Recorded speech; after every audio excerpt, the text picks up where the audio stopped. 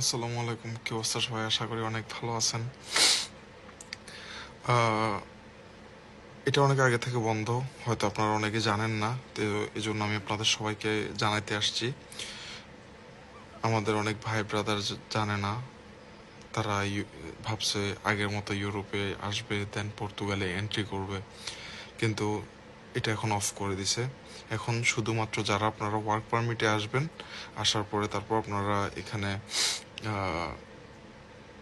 Card পাবেন যারা work পারমিটে আসবেন। আদারওয়াইজ যারা বিভিন্ন দেশে সেনজেন কান্ট্রি যতগুলো আছে আগের মতো আসলে কেউ আপনারা এন্ট্রি করবে এখন কার্ড বা এখানে বৈধ হইতে পারবেন না। এটা এদেশের সরকার, এটা নতুন সরকার যে আসছে সে এই জিনিসটা আপনার বন্ধ করে দিছে।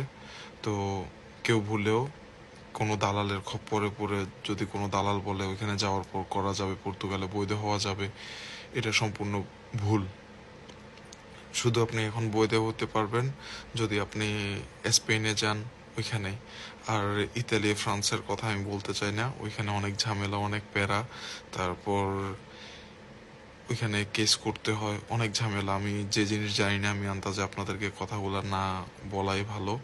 ওখানে অনেক সিস্টেম আছে, যদি আপনাদের কেউ ভাই ব্রাদার আত্মীয় স্বজন যদি কেউ আপনাদেরকে ভালো যদি সাপোর্ট করে ওইখানে যাওয়ার জন্য, তাহলে অবশ্যই যাবেন, আদারওয়াইজ আসবেন না।